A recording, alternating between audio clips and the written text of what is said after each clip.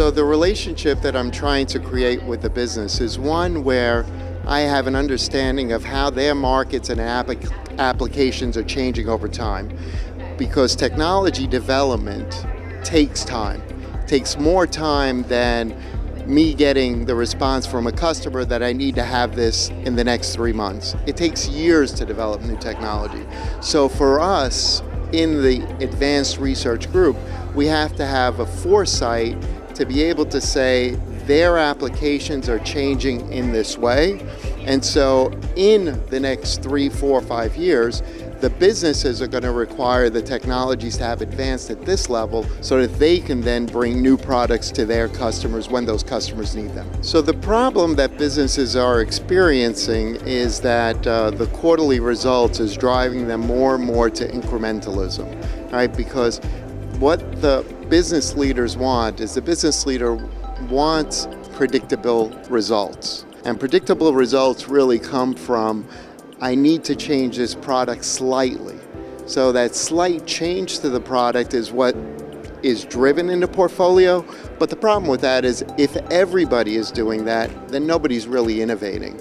And that one competitor out there may be thinking further out, but then they catch that trend and then are able to take over the business. So you need to have a portion of your portfolio dedicated to long-term. So the way to convince business that a long-term thinking is necessary, I find, is by working with a lot of the thinkers, the forward thinkers in the market, especially the market research groups. They have an understanding as to how, let's say, automotive is going to be changing over time, or how consumer electronics are going to be changing over time. So in the automotive world, there is a trend right now in lightweighting.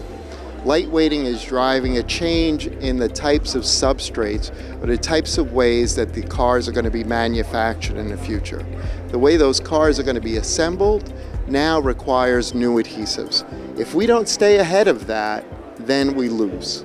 So while the automotive OEMs today may be saying, I need an adhesive that does this, in 5 years from now, they're going to be saying something different because the trend is towards that lightweighting trend. And that's going to stay with us forever. The way I find that it's best to reassure the business that the technology that we're developing is always going to have value to them is to encourage the business to have a parallel project in place where they're also developing the next generation material. So while the business may be developing generation 1, we're developing generation 2 or 3. In the course of us developing generation 2 or 3, the long-term group is also developing technology which can transfer to the product development groups into that generation 1 project.